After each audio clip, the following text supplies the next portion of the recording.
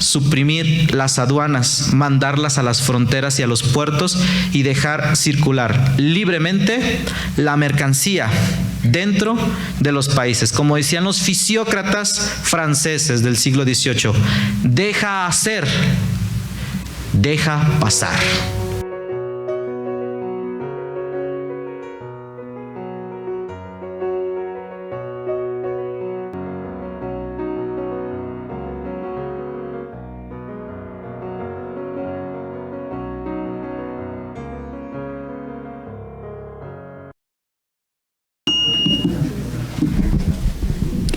Muy buenas noches tengan todos ustedes.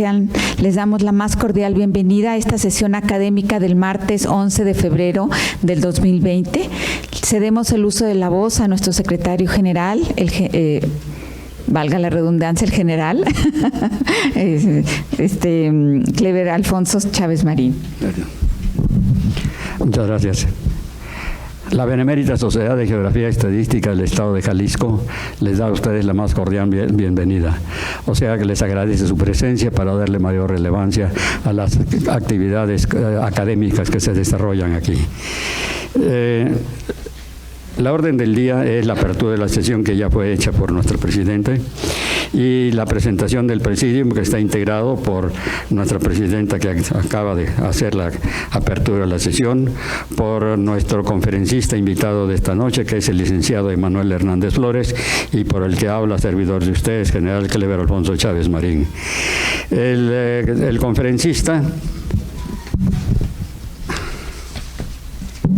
licenciado Emanuel de Jesús Hernández Flores, es geógrafo, historiador, investigador honorario del Instituto de Estudios del Federalismo Prisciliano Sánchez, prior de Real y Militar Orden de Nuestra Señora de las Mercedes y Redención de los Cautivos, profesor de Historia en la Escuela Preparatoria de Jalisco, licenciado en Historia generación 2013B por la Benemérita Universidad de Guadalajara, graduado con honores.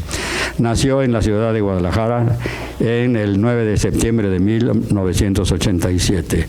Autor de la serie Cartas Políticas del Estado de Jalisco, patrocinado por el Gobierno del Estado en 2009 a 2012. Facsimilé de la Real Provisión de Armas de la Ciudad de Guadalajara de Indias, Museo de la Ciudad en 2011. Así como artículos de geografía histórica en la revisión El Pacto Federal 2009-2013. Maestro de ceremonias y conferencista en varias instituciones públicas y privadas desde 2009, entre las que destaca el crecimiento de Guadalajara colonial en el marco del 68 curso de información de la ciudad de Guadalajara, autor de la geografía histórica del Estado de Jalisco, tomos 1 y 2, editados en 2011-2013. Aptitudes: Historia Universal, Historia de México, Historia de Jalisco, Geografía, Filosofía, Literatura, Formación Damas cívica y caballeros, muy buenas noches. Es un placer estar como siempre con ustedes en esta Benemérita Sociedad de Geografía y Estadística del Estado de Jalisco.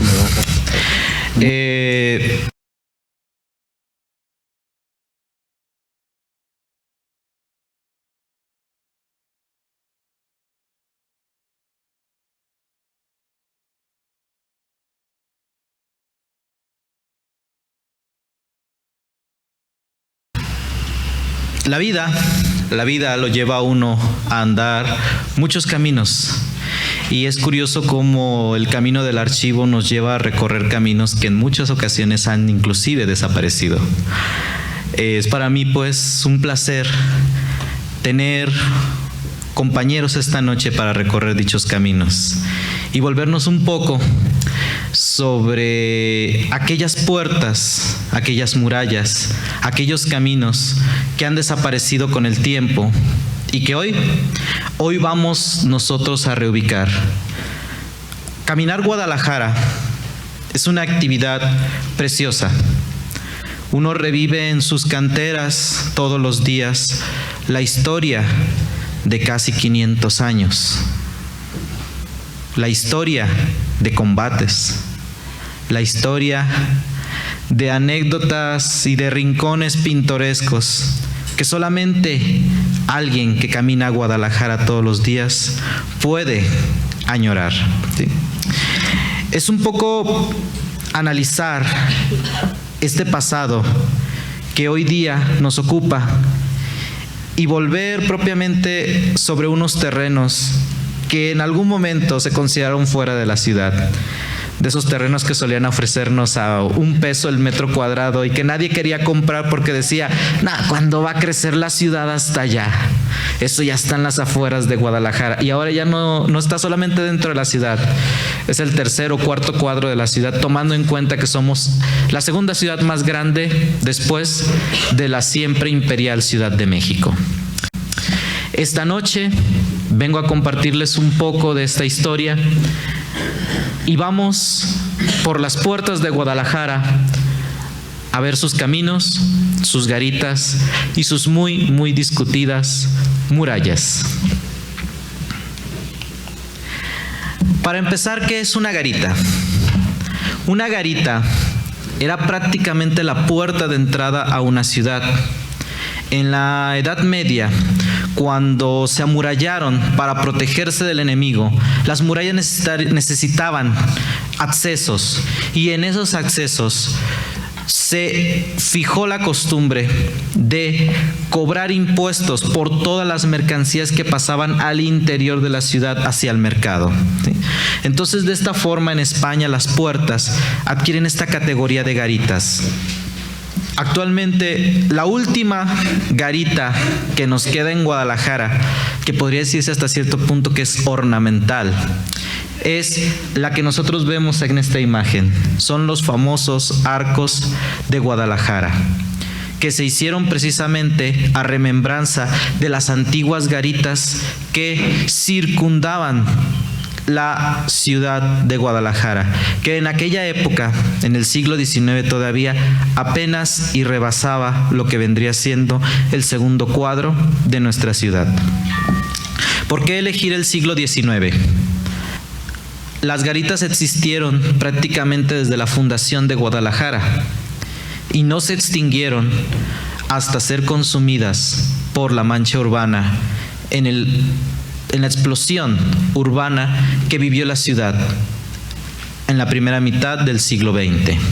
Entonces, ¿por qué razón fijarnos nosotros en el siglo XIX? Porque el siglo XIX es muy significativo para esta estructura. Guadalajara rompe ese recinto que la encerraba, se libera y empieza a crecer. Empieza un camino que hasta el día de hoy no ha terminado. Inclusive muchos de los presentes recordarán que la Guadalajara de hoy no es la misma de hace unos años. Hace unos momentos en la entrada mis muchachos revisaban unas fotografías y veíamos lo lejos que estaba la Basílica de Zapopan en la década de 1940. Una década muy significativa porque es cuando mi familia arriba desde Puebla hasta Guadalajara, que era en aquella época pues una ciudad muy próspera, comercial y todo. Y como Zapopan se encontraba lejos, y hoy día es parte de la mancha urbana, ni siquiera nos damos cuenta cuando ya estamos en Zapopan en muchas ocasiones.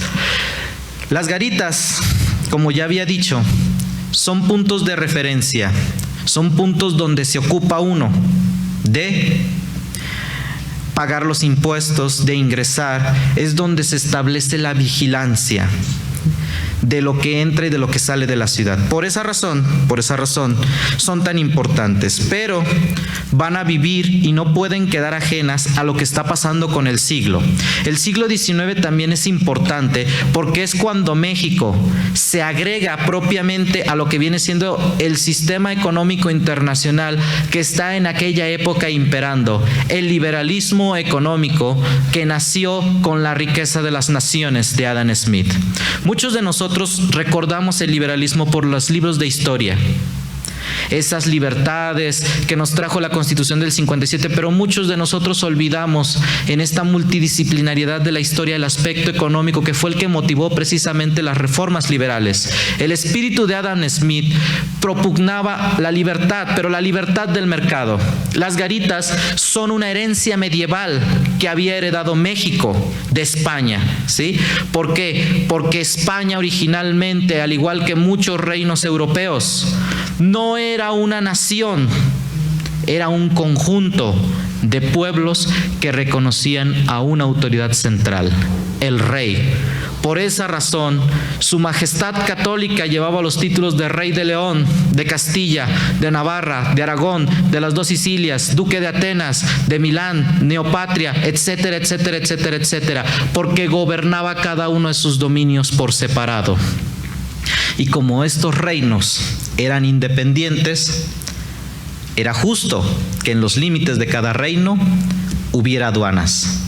Así pues, en Guadalajara las aduanas más famosas serían la de la Barca, para entrar del reino de Michoacán al de la Nueva Galicia, la aduana de Puente Grande, donde se pagaba el derecho de cruzar la mercancía por el puente, en lugar de arriesgarse a perderla por el río. Las garitas de Guadalajara, donde se pagaba el ingreso al mercado citadino. Y de ahí la garita que iba a Tepic, y así la garita de San Blas, por donde ingresaban desde Filipinas las riquezas de Oriente, etcétera, etcétera, etcétera. Todavía cuando vamos por el Camino Viejo, allá en Puente Grande, podemos ver junto al puente las ruinas de la garita de Puente Grande, que eran muy características, como nosotros las vamos a ver a continuación. Pero esta herencia medieval va a desaparecer finalmente de Guadalajara como institución en 1887, cuando el gobernador Ramón Corona, uno de los gobernadores más revolucionarios que ha tenido este estado, la suprime definitivamente en el espíritu del liberalismo económico, porque dice que para no entorpecer la economía del estado de Jalisco se debe de acabar esta nociva tradición de las garitas y dejar circular libremente la mercancía al interior del estado.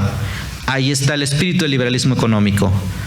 Suprimir las aduanas, mandarlas a las fronteras y a los puertos y dejar circular libremente la mercancía dentro de los países. Como decían los fisiócratas franceses del siglo XVIII, deja hacer, deja pasar. Y el dejar pasar es el espíritu que suprime finalmente las garitas en Guadalajara. Esta foto es hermosa.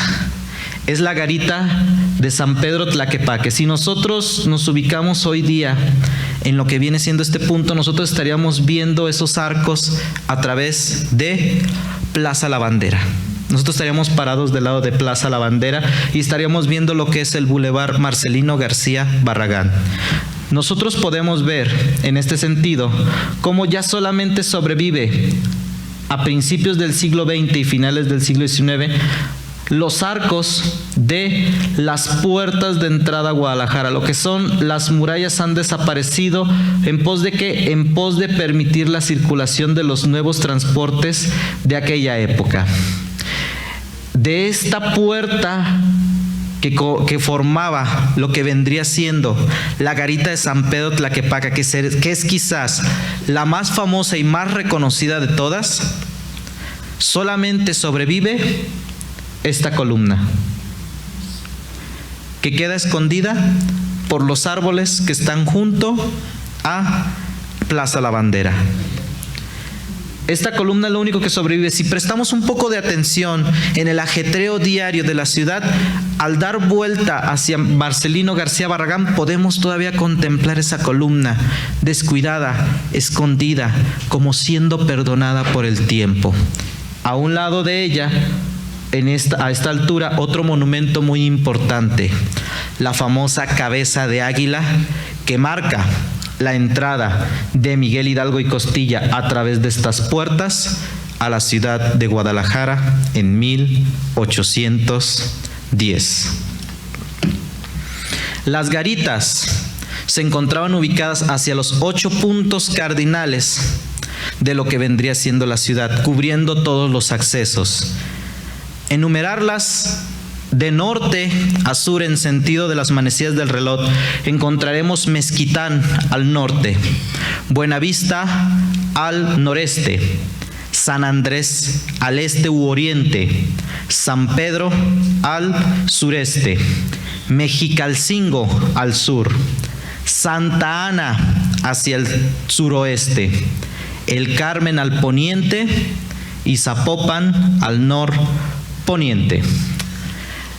Estas garitas, o lo que vendría siendo su estructura, desaparecieron después de la década de 1930, cuando la mancha urbana poco a poco fue devorando sus estructuras primitivas y las hizo parte de la ciudad. La ciudad se adaptó a ellas. Pero entonces, ¿cómo reconocer su ubicación primitiva? ¿Cómo ubicarlo? Porque nos dejaron huellas, nos dejaron pistas, nos dejaron cuchillas clavadas y sus marcas todavía están presentes, como nosotros vamos a ver un poco más adelante.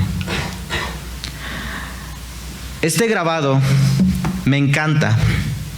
Es hasta cierto punto desconocido porque pertenece a un viajero español que escribió una historia de la intervención francesa en México y la publicó en España. Es una historia muy, muy desconocida, pertenece a los clásicos para la historia de México y hasta cierto punto es una pena que estos libros no se hayan reeditado. A mí me dejaron muy frustrado en 2010, y he de decirlo sinceramente, porque en el programa de ediciones que tenía el gobierno federal para los festejos del centenario y bicentenario, habían prometido volver a sacar estos libros. Y yo me quedé como novia de pueblo, vestido y alborotado, porque nomás sacaron el primero, el de Lorenzo de Zavala, y los demás me dieron un palmo de narices. Y yo, por más que iba e insistía al Fondo de Cultura Económica, pero es que los tienen que publicar. Dice, dígales en México. Y yo... Muy bien, este grabado me encanta porque podemos ver nosotros las torres de la Catedral de Guadalajara y hacia el fondo nosotros podemos contemplar lo que vendría siendo el Bosque de la Primavera. Estamos viendo prácticamente Guadalajara desde el oriente. Esto es prácticamente parte muy, muy agreste de lo que es el camino real a México. Yo me atrevería a decir que por la geografía accidentada del lugar, cuando vienen de Chapala ya ven que uno siempre se topa con el cerro del Tapatío. Me recuerda mucho ahí, pero no me aventuro tanto porque la mera verdad no tengo la certeza de que ello haya sido así, solamente es una figuración mía. Es una pena que la fotografía no la haya tenido de mejor calidad, porque les digo, es muy, muy difícil de conseguir, pero si nosotros nos fijamos en esta parte entre los arbustos, se alcanzan a ver las mentadas murallas de Guadalajara, almenadas como si fuese una ciudad medieval. La verdad, discúlpenme, sí quería traer la foto de mayor calidad, pero no se pudo.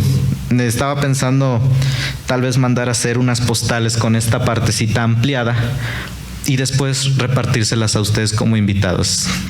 Espero poder tener ese obsequio muy pronto y se los hago llegar a través de su mesa directiva. Pero sí, en efecto, este grabado es prácticamente único porque hace referencia a algo de lo que casi nadie habla. De hecho, creo que no se ha vuelto a hablar de ello desde el año de 1951. Las murallas de Guadalajara de repente constituyen hasta cierto punto un mito.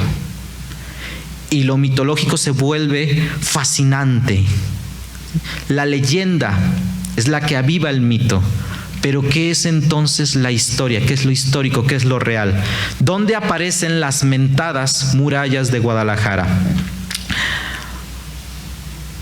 Originalmente, Guadalajara, sucursal Tlacotán, estaba amurallada porque era una ciudad de frontera.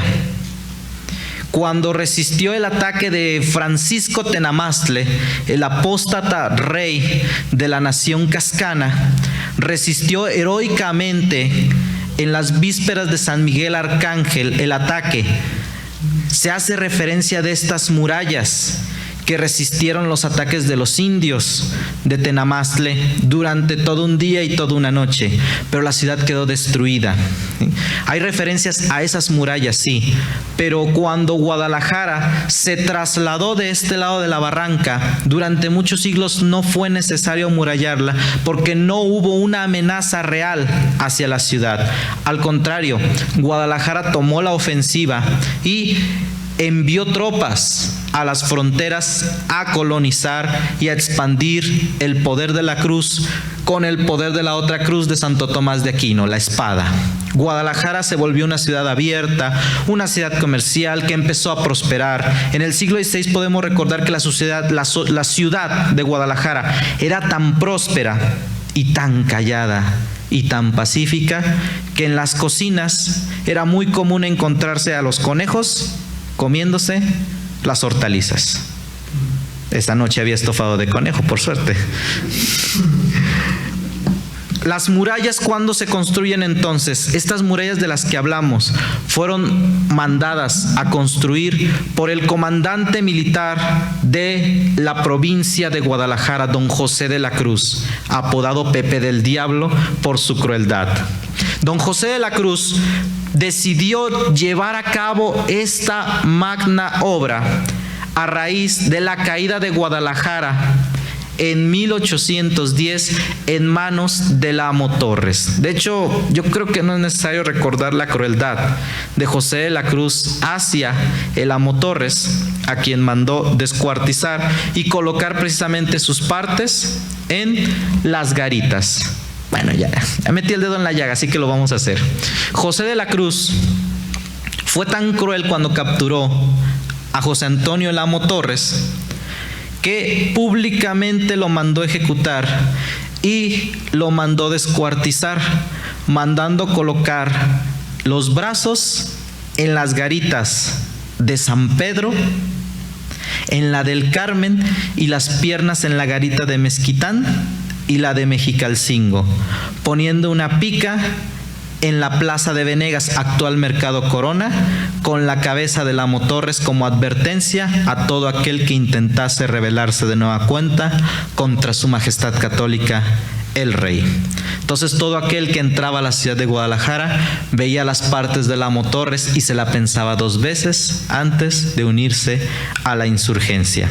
El doctor Jaime Olveda, de quien me honro también ser alumno, dice en uno de sus libros que la gente en Guadalajara durante el gobierno de José de la Cruz ya estaba tan acostumbrada a la paz de la crueldad de este hombre que cuando recordaban unos años atrás la toma de Hidalgo, decía la gente: ¿te acuerdas en los tiempos en que hubo guerra? El país estaba efervesciendo en medio de la guerra de independencia, y aquí en Guadalajara decíamos: ¿te acuerdas de cuando hubo guerra? Sí, hace muchos años atrás. Porque después de 1811, todos sabemos, Guadalajara no volvió a ser amenazada por las fuerzas insurgentes. Así de efectiva fue la política de terror de don José de la Cruz. Y don José de la Cruz proyecta estas murallas, yo diría que más bien como por capricho propio que por algo efectivo. En esta misma época, el virrey Venegas mandó construir unas murallas que eran totalmente innecesarias para defender la Ciudad de México, tomando en cuenta que la Ciudad de México en aquella época estaba rodeada por todos lados por agua. Era todavía la Venecia mexicana. La única forma de acceder a la ciudad era por las calzadas. Entonces la ciudad eran ineficientes esas murallas. Y en Guadalajara las murallas van a desempeñar un papel mixto. Hay defensas artificiales, que son las murallas, y hay defensas naturales que van a constituirlo, las barrancas naturales que rodeaban a la propia ciudad y el mismo río de San Juan de Dios. Muchas veces llegamos a preguntarnos, bueno, ¿realmente se construyeron estas murallas? ¿De qué material eran? ¿Eran de piedra maciza como las de la Europa medieval? ¿O fueron unas barditas de adobe que nomás construyeron así como para atemorizar a la gente o mantenerla alejada y encaminarla hacia las garitas? Pues en esta reconstrucción medieval podríamos decir que eran murallas fuertes, pero la verdad, yo creo que eran un poco más humildes. Probablemente por ahí las levantaron nomás unas barditas y ya esas eran las famosas murallas de Guadalajara. Desgraciadamente no hemos encontrado todavía el archivo donde se concreta la obra, porque en mapas posteriores del siglo XIX todavía se ven rezagos de estas mentadas murallas, pero no hemos encontrado todavía un plano completo de las mentadas murallas. Y los mapas que se hacen de Guadalajara en el siglo XIX muchas veces no corresponden a las fechas que señalan, o los cartógrafos que los levantan ni siquiera pertenecían a la ciudad como para determinar exactamente cuál era esta razón. Por esa razón nos quejamos de estos mapas de la primera mitad del siglo XIX, que inclusive están hasta desorientados. Hay manzanas que como que no te cuadran, como que cuadras que te hacen más chicas y dices, ¿qué fue lo que pasó aquí? Es que era gente que no levantó in situ propiamente lo que vendría siendo la ciudad. Por ejemplo, el mapa de 1842, que se considera fue de los primeros de Guadalajara, solamente fue una ampliación del mapa que en 1813 mandó a hacer José de la Cruz de la propia ciudad para ver cómo iba su magna obra. Acerca de lo que vienen siendo las murallas de Guadalajara, y aquí voy a hacer un pequeño comercial. Me topé entrando con la sorpresa de encontrar este viejo libro que yo leí hace muchos años en el ITESO. Es Guadalajara, Jalisco, México, del licenciado Páez Broche. Este libro es maravilloso. Ganó el premio Jalisco en aquella época, precisamente en un aniversario del 14 de febrero, día de la fundación de Guadalajara. Y en uno de sus capítulos, ahorita no lo voy a abrir por respeto y por la antigüedad del libro, tengo miedo de dañarlo. Estas joyitas se tratan con mucho respeto.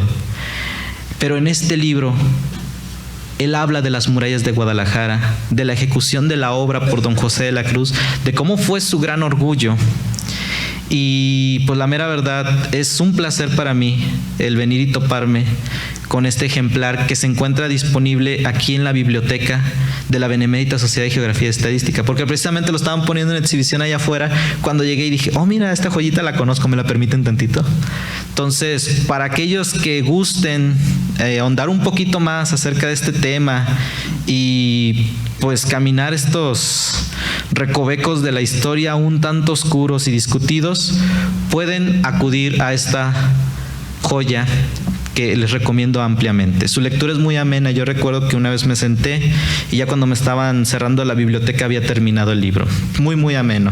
Yo tengo un especial cariño por la lectura de Páez Broche.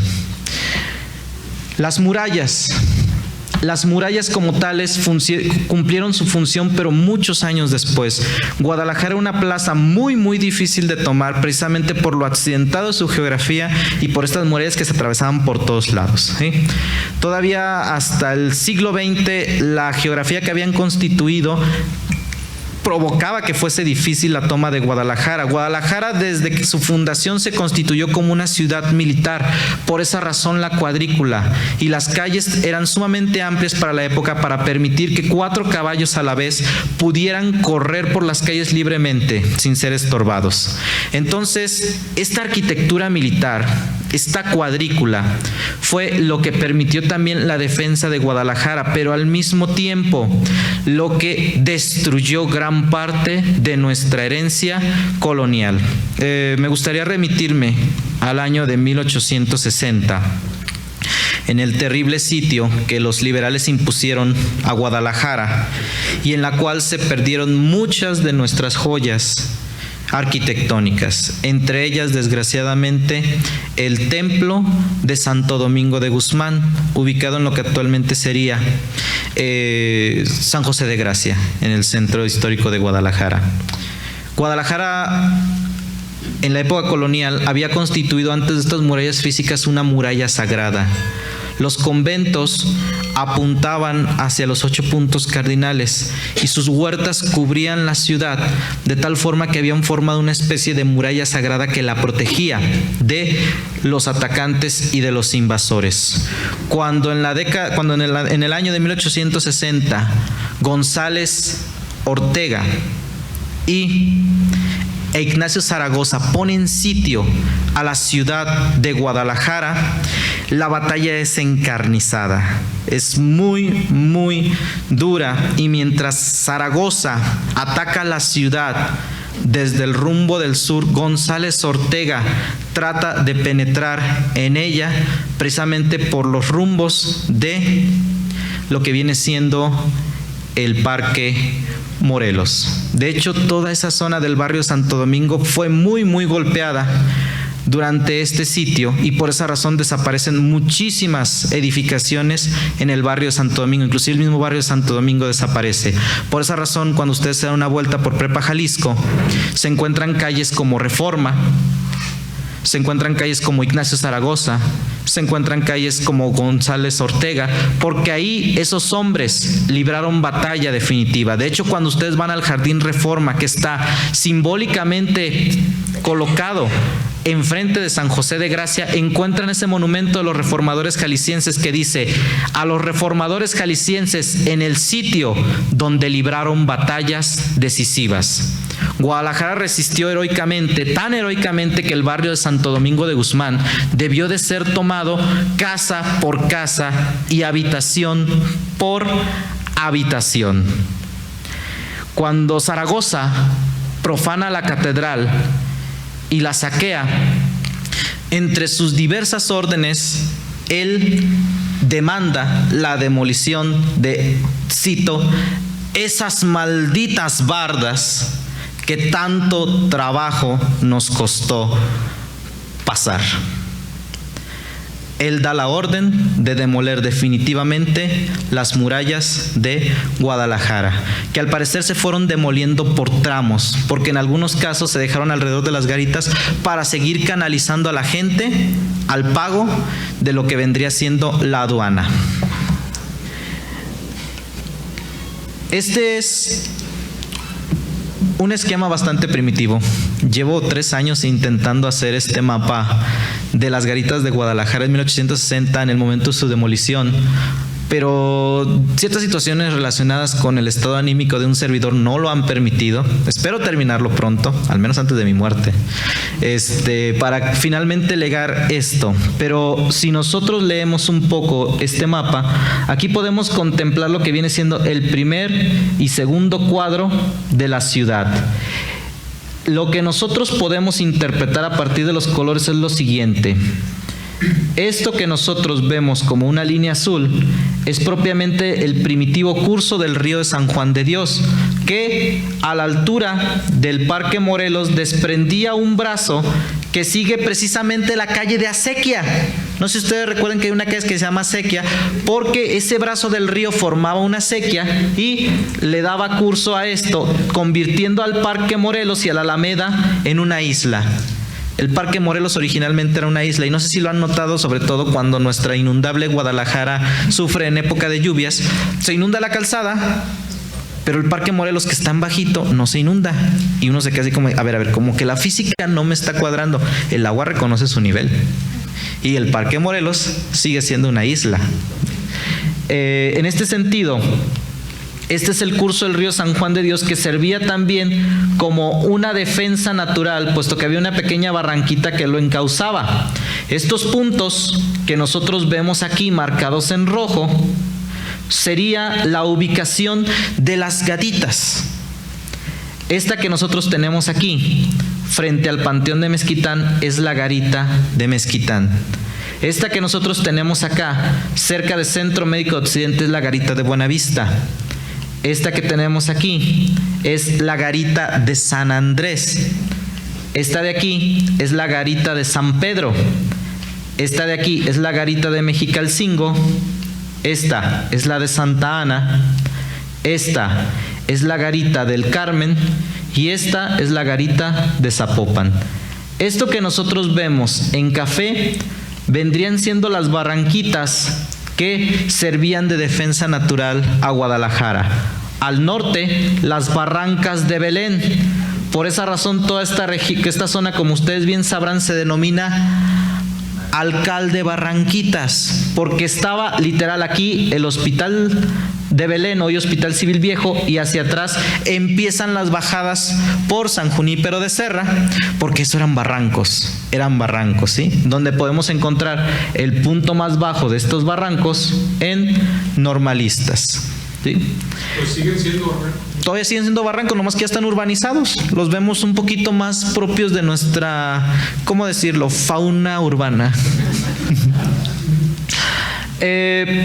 Y hacia el sur, los barrancos del Arenal, que constituían también un río. Por acá está Avenida de la Paz y este era otro río aparte, pero ahí se encontraba el Puente de las Damas, de quien el señor Ibarra ya ha escrito bastante y es sumamente bello. Yo, la mera verdad, también me emocioné cuando hicieron el proyecto de rescatar el Puente de las Damas, sacarlo y constituir un parque temático para que todos fuéramos a verlo, pero desgraciadamente las necesidades de la ciudad y lo asfixiante de nuestro, ¿cómo decirlo?, tráfico no lo permite. ¿Sí? Hemos sacrificado la belleza de nuestra ciudad en pos de del automóvil, exactamente. ¿Sí? Pero bueno, así pasa cuando sucede. Estas líneas cafés entonces constituyen las fronteras naturales. Como ven ustedes aquí, las murallas que yo dibujé en color verde, solamente hacen como pequeñas casitas enfocando a la gente a que el paso es por aquí. ¿Sí? Esta barranquita aquí sería lo que es actualmente la avenida de Jesús García. Y esta de acá, pues es lo que vendría siendo la antigua, ¿cómo decirlo?, Barranquita del Arenal. Hoy actualmente pues es lo que nosotros conocemos como Niños Héroes. Aquí está todavía el Parque Agua Azul, que en aquella época pues todos sabemos era una laguna. Derechos reservados de Google. Ok, bueno, pero no los voy a dejar así. O sea, no es de que, ahí están y ya imagínense lo demás, no. Esto es nada más el mapa de referencia para que veamos cuál era el marco en el cual se encontraba este complejo amurallado. Vamos a analizar garita por garita. Vamos a ubicarlas. Este plano me gusta mucho, aunque está seccionado. Es un plano de Guadalajara realizado en 1863, que también muy pocas personas conocen porque no se encuentra en Guadalajara, se encuentra en la Ciudad de México. Y en este plano nosotros todavía podemos alcanzar a ver parte de lo que vendrían siendo esas bardas que en algún momento habrían constituido propiamente los muros de Guadalajara. Se ha confundido durante mucho tiempo con calles, pero no, las calles no estaban trazadas. En aquella época eran terracerías, no había calles trazadas. Esto es prácticamente pues parte del complejo amurallado original que se demolió en muchos aspectos. Esta zona que nosotros vemos aquí corresponde al noroeste. Esta barranca que nosotros vemos aquí es actualmente la avenida Jesús García. Esta de aquí es la garita de Mezquitán. Y esta de aquí es la garita de Zapopan. ¿Dónde está cada una? Esta de aquí es la garita de Mezquitán. Aquí tenemos el Panteón de Mezquitán, el Parque Alcalde, Cush, y este lugar que actualmente se está convirtiendo en un edificio departamental, en 2 torres departamentales, que están carísimas, por cierto, ya fui a ver los departamentos. Me lo venden a 2 millones de pesos cada uno, y yo, ups. Era la garita. Quiero que presten un poco de atención a lo que vienen siendo la confluencia de las calles y vean cómo la calle de Mezquitán se va fusionando lentamente con la calzada del Federalismo hasta el momento de desaparecer. Desaparecen ¿por qué? Y se fusionan ¿por qué? Porque se encaminaba la gente por el camino real de Mezquitán a la garita para pagar los impuestos. Si tú querías entrar, debías de pagar los impuestos de los productos para poder entrar a Guadalajara libremente. Estas cuchillas son aquellas cuchillas de las que les hablaba hace unos momentos, que quedan en la traza urbana indicándonos dónde se encontraban las garitas. Hay otras cuchillas un poquito más famosas e en algunos casos nos legaron inclusive algunas glorietitas. Ah, sí, derechos reservados Google. ¿Ubican este lugar? Señores maestros y Andrés Terán. Así es.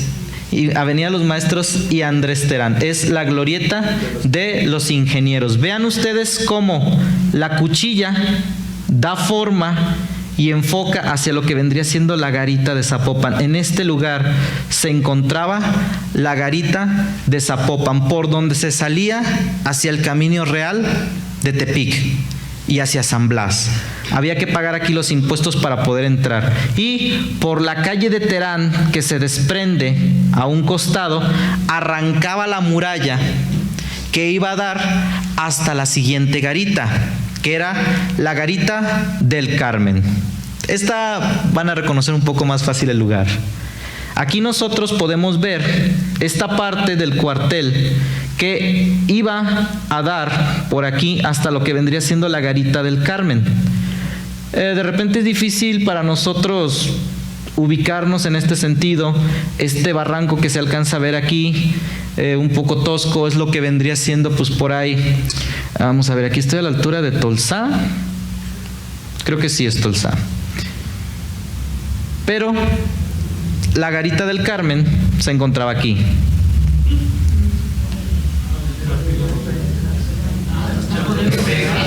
En Bodega, ahí donde era Bodega Aurrera. Sí. De hecho, ve, esta fuente marca prácticamente lo que vendría siendo el lugar de la garita. Vean ustedes cómo San Felipe y Juan Manuel se van fusionando hasta convertirse otra vez en una sola. Es la mentada cuchilla. Aquí estaba la garita en toda esta zona. De hecho, se nos habla de cómo la garita fue demolida en la década de 1930 y la traza urbana pues se tuvo que modificar y nace Avenida México a partir de ahí. Termina San Felipe con su nombre tradicional colonial y empieza Avenida México con su nombre moderno. ¿Sí? Es muy simbólico, es muy amable y es muy grato. Ya a partir de esta glorieta y por Avenida Lafayette corría el muro de la muralla que iba hasta la siguiente garita. Aquí es cuando nos adentramos nosotros ya hacia lo que viene siendo el sur y suroeste de la ciudad de Guadalajara. Ahí podemos ver ubicada la garita de Santa Ana y la garita de Mexicalcingo, que como ya les había dicho se encontraba más allá de los barrancos del Arenal. Este de aquí es la parroquia de San Juan Bautista de Mexicalcingo.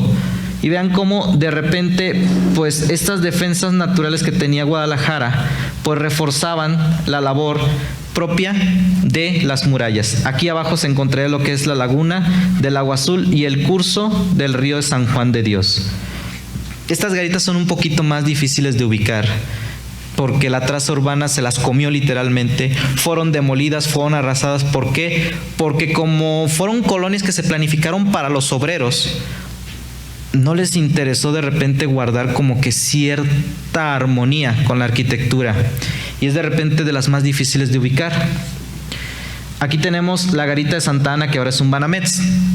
Es el cruce de Avenida Alemania y Tolsá o Enrique Díaz de León.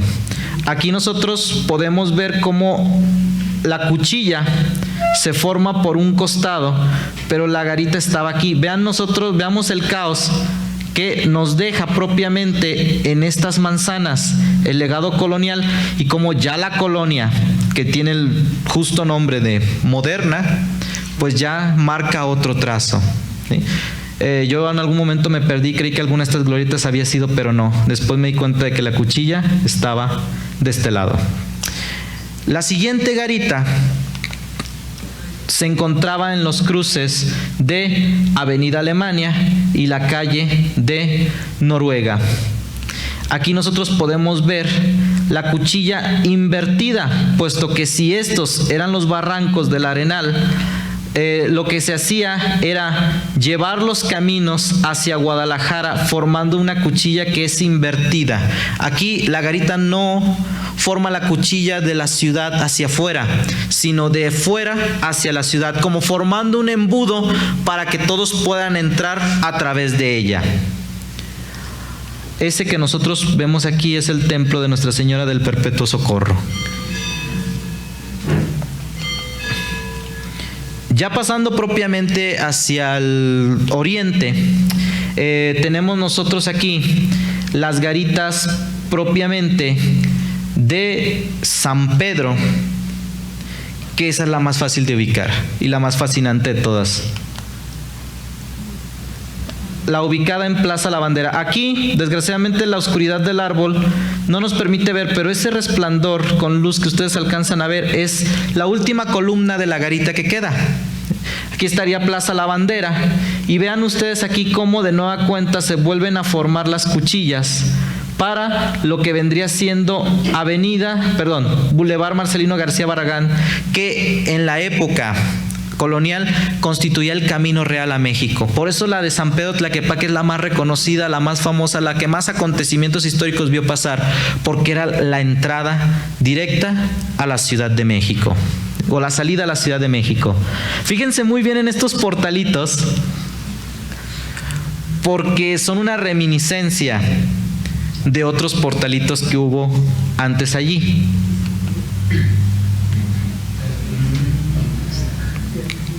Esto que nosotros vemos, pues es la puerta, es la garita. Y eso que nosotros vemos al fondo es la aduana. A fuerzas tenía uno que pasar a esos lugares a tasar las mercancías que uno traía y propiamente a pagar los impuestos. Siendo la más famosa de todas, tiene una serie de historias y de leyendas fascinantes, lo que viene siendo la garita de San Pedro. Y recuerdo una que habla acerca de lo que vendría siendo el racismo en nuestra ciudad, que en aquella época era muy natural. No se consideraba ni siquiera racismo, era el orden natural de las cosas. Guadalajara, cuando empieza a tener banquetas, reserva las banquetas para el uso exclusivo de los españoles. ¿Quiénes son los españoles? Pues somos propiamente nosotros, los que hablamos el español, seamos criollos o mestizos. Los indios siempre nos han visto como españoles, y me refiero a ellos en el sentido de nativos de las Indias occidentales, no en sentido despectivo.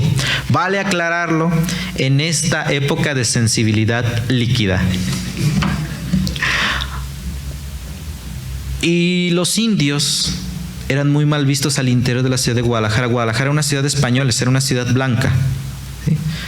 El término ciudad blanca nosotros lo asociamos mucho a Mérida y decimos, es que los edificios de Paseo Montejo son blancos, preciosos y todo. No, no era ciudad blanca porque estuviera pintada de blanca, era ciudad blanca porque era la ciudad de los blancos, la de los españoles.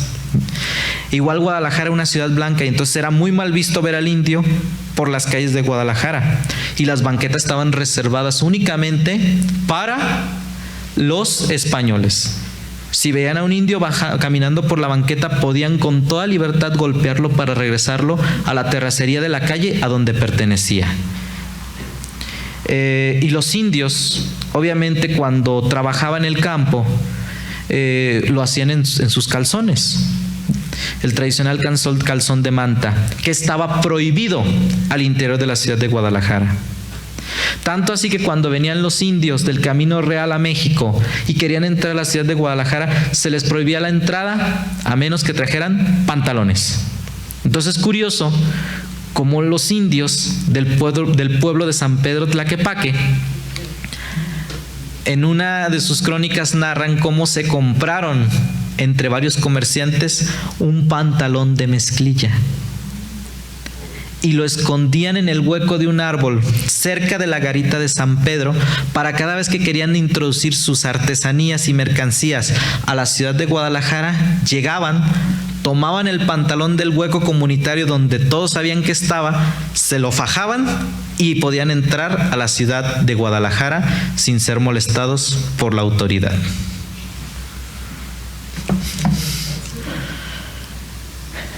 El pasado es fascinante.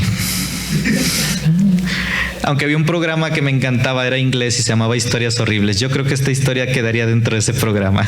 El dirigente era una rata que transmitía la peste, así que era una botana verlo. Ok, continuemos. Vamos ahora sobre las dos últimas garitas. Esta vendría siendo propiamente la garita del Camino Real, esta de acá, del Camino Real de San Andrés. Lo que ahora es Plaza de los Mariachis, junto al exconvento de San Juan de Dios, se le conoció originalmente como Camino Real de San Andrés, y a partir de ahí el Camino Real se convertía en Avenida Obregón porque iba a salir directamente hacia el pueblo de indios de San Andrés. La garita estaba ubicada propiamente a esta altura. Esto que nosotros vemos por aquí, por donde corría la muralla, es lo que vendría siendo actualmente Belisario Domínguez y Calzada del Ejército.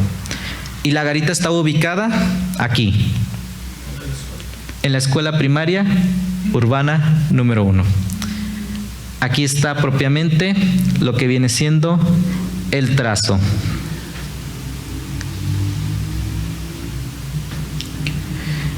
Aterrizamos ahora sobre la última de las garitas, que es aparte de la de San Pedro Tlaquepaque, la que más íntegra sobrevive, pero está prácticamente en el anonimato. Y los niños juegan en medio de ella sin saber en medio de qué están jugando, de qué legado tan grande están jugando. Buenavista se encuentra aquí. Vean todavía el trazo de las murallas, cómo se incorpora con el río de San Juan de Dios. Y propiamente la garita se encontraba en esta zona. Esta zona actualmente protegida al norte en aquella época por las barrancas de Belén. Aquí está el Hospital Civil Viejo con el Panteón de Belén y el Jardín Botánico. Este sería el Santuario de Guadalupe y el Jardín del Santuario. Se convirtió en esto. Volvemos a ver la mentada cuchilla.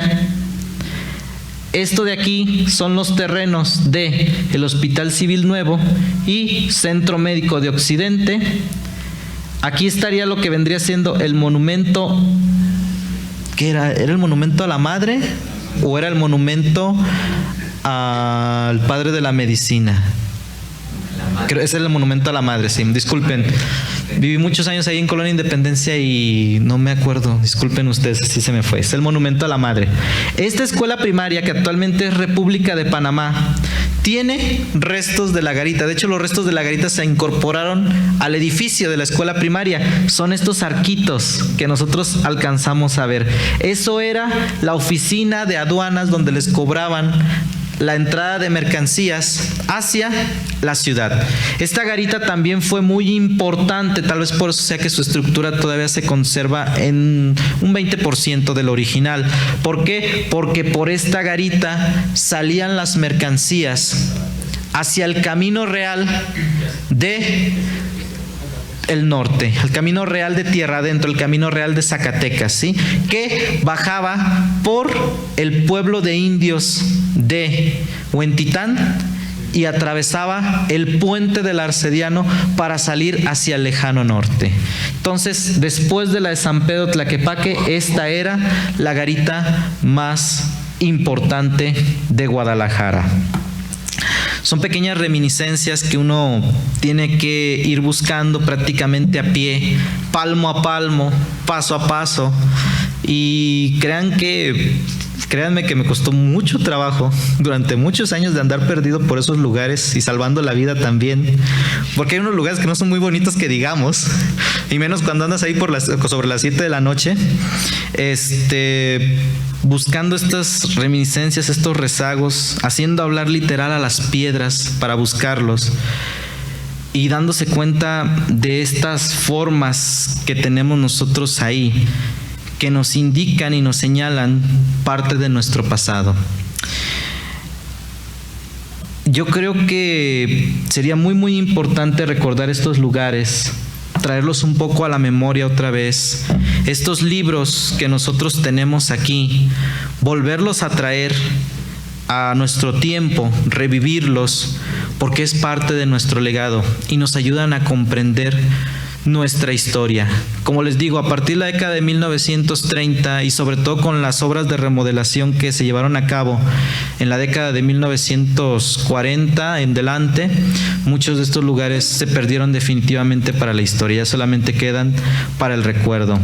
Y no estaría de más, pues, en un momento dado volver sobre ellos para reconocer nuestros propios pasos y reconocernos a nosotros en ese rostro que hemos perdido. Damas y caballeros, por mi parte es todo. Les agradezco mucho y si tienen alguna duda, pregunta o comentario, con mucho gusto estoy a su disposición. Muchas gracias. Muchas gracias, licenciado Emanuel Hernández Flores, por esta plática tan interesante que nos ha dado. Efectivamente, el tema tiene que ver con la Fundación de Guadalajara. Recordemos que ahora el 14 se cumplen 478 años de su fundación.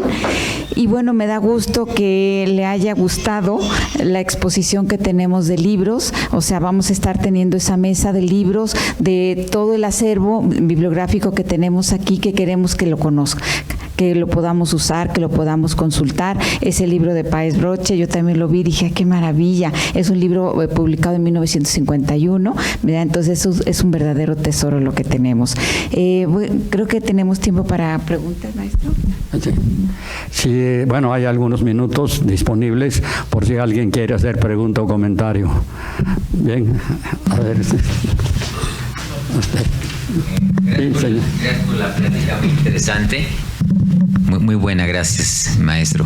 La pregunta es, ¿algo de estos restos de las garitas los tienen identificados o clasificados por parte de INAH o algo por el estilo en cuanto a recuperar o mantener como monumento o como bien inmueble? Desgraciadamente, no. El INAH no ha rastreado estos restos. Tal vez los considera insignificantes o tal vez no hemos atraído la suficiente atención sobre ellos, pero no, literal, estos restos han sobrevivido a la buena de Dios, como es el de San Pedro Tlaquepaque y como es el de la escuela primaria, que de hecho sobrevivió porque lo adaptaron como parte de la primaria, pero no propiamente porque haya una declaratoria como monumento en el lugar. De hecho, recordemos que gran parte de nuestro pasado colonial fue rescatado por el licenciado Razo Zaragoza del olvido, cuando él, de sus propios fondos, mandó poner las plaquitas de barro que se encuentran en el centro histórico con los nombres de la Guadalajara colonial. Pero pues prácticamente una protección oficial sobre estos restos no lo hay.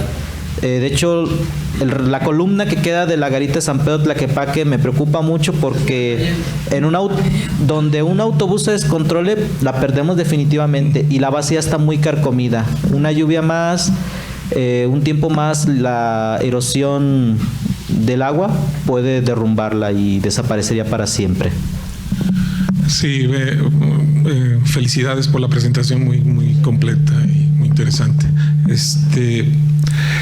Me desconcierta que la salida, la garita Zapopan diera hacia San Blas, el camino a San Blas, por ahí era la ruta hacia el Pacífico. Yo quiero pensar que más bien las del Carmen o otras hacia el sur, hacia el oeste, fueran las que dieran hacia la ruta al Pacífico. Esa es una pregunta. Y la otra es un comentario. Los arcos y las águilas y todos los otros monumentos también funcionaron, yo creo que en alguna época, tanto como límites y como estructuras que marcaban un final de la ciudad, ¿no? Sería interesante también luego rescatar esos monumentos que iban marcando ya no como garitas, pero sí como límites de la ciudad, ¿no? Creo que las águilas, los arcos y algunas otras estructuras serían interesantes también rescatarlas, ¿no? Gracias. Muy agradecido. Y en el sentido de la primera parte, Tomás Calvo, cuando habla acerca del comercio y los caminos de Guadalajara, sí señala cómo es de complejo el sistema de carreteras en esta época, porque los caminos van siguiendo la geografía de la región. Entonces, sí es un poquito desconcertante, pero sí, la salida de Zapopan era la que iba a dar propiamente hacia el camino real de San Blas. La garita del Carmen, como usted dice, es un poco más lógica. Sin embargo, la garita del Carmen iba a desembocar en el pueblo de Santa Ana, Acatlán. no iba hacia el norte, iba más bien hacia lo que vendría siendo las partes del sur, ¿sí? Porque todo esto va obedeciendo la geografía del terreno. El más complicado de todos, sin duda alguna, es el camino real de tierra adentro, el de Zacatecas, que tiene que bajar la barranca hasta el Arcediano y volver a subir, porque van con la geografía en esta época. Arrieros somos y en el camino andamos, así de fácil. Licenciado, tengo entendido que la garita de Buenavista también se le llamaba del Salate, y hay un árbol muy grande y una pilastra antigua de ladrillo que se dice, o al menos yo he oído, que fue parte de la garita, y el arbolón del Salate todavía se conserva. ¿Es correcto eso? En efecto, la garita de Buenavista también era llamada garita del Salate, por esa razón. De hecho, las garitas en muchos casos se les conocía de otros nombres, tenían un nombre oficial, pero se les conocía de otra forma. Un ejemplo también que puedo citar es la garita del Carmen, que también se le conocía como garita de leñeros, porque los que vendían leña al interior de la ciudad entraban siempre por esa garita. Desde ahí se traía la leña para los hornos de la ciudad. Y la pilastra todavía existe, ahí está, pero creo que esa sí está fuera de los límites de la escuela primaria, literal, a la buena de Dios. Y hay una columna también que no alcancé a fotografiar, pero que se encuentra a las afueras también de la escuela primaria y que creo que también fue una de las columnas de la puerta de Buenavista. Pues yo quiero felicitar al licenciado Emanuel por toda esta información tan interesante que nos ha brindado, y además quiero hacer algunos comentarios, ¿no? Referente a la garita de Zapopan, cuando la batalla de la Mojonera y cuando regresaron pues las tropas del general Corona después de haberse enfrentado con las del Tigre de Álica de Lozada, entraron precisamente por la garita de Zapopan, está descrito así. Dos, una anécdota de la inauguración del Águila, de donde estuvo la garita de San Pedro. Se inauguró en una ocasión que estuvo aquí en Guadalajara el presidente Miguel Alemán. Esto me lo narró un compañero militar ya fallecido, que entonces estaba en el Estado Mayor Presidencial. Cuando fue la ceremonia, estaba tan borracho Miguel Alemán que tenían que agarrarlo varios para poderlo mantenerlo de pie. Es una anécdota, pues. Y la otra cosa es de que mencionó él la garita en Puente Grande. Hay un libro aquí de la sociedad que es de mi autoría, en donde hago una historia del binomio Puente en Garita. Y les informo que Maximiliano, cuando en su primer año que estuvo aquí en México, en 1864, fue el primero que dio el grito de independencia en el pueblo de Dolores. Pero en su itinerario, tanto de ida como de regreso pues a la Ciudad de México, él diariamente iba despachando asuntos de Estado. Y en una de esas se trató precisamente de que le solicitaron un presupuesto para la restauración y arreglo pues de algunos detalles de la garita. Y él aceptó ese presupuesto, puso su firma, y todo eso está en este libro que le menciono. Creo que sería conveniente que lo leyera porque hay muchos datos muy interesantes sobre la garita esta. Bien, pues ahora nos queda exactamente el reconocimiento que tradicionalmente se otorga a los que han presentado un trabajo.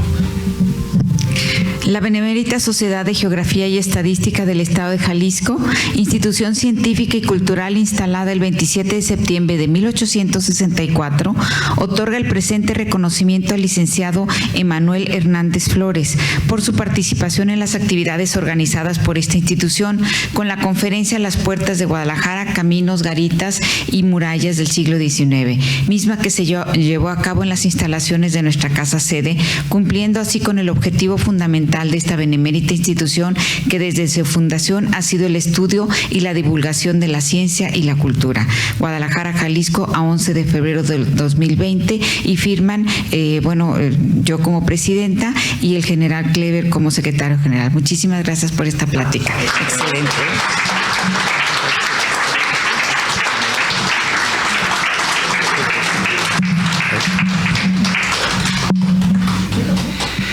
Pues una vez cumplida la misión, pues cordial invitación para... Faltan estos anuncios, maestro. ¿Perdón?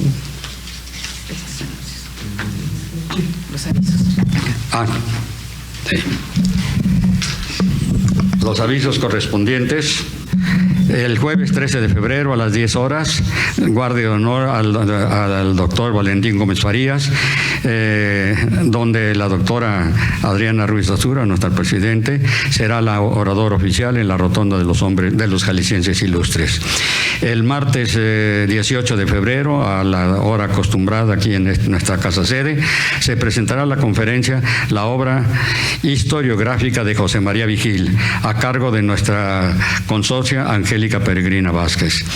Desde luego se les invitamos a un convivio para poder comentar y seguir disfrutando pues con el buen sabor de boca que nos ha dejado esta plática, y la clausura de esta sesión por parte de nuestra presidenta. Gracias, general. Bien, siendo las 9:02, declaramos clausurada esta sesión académica del martes 11 de febrero de 2020. Muchas gracias y buenas noches.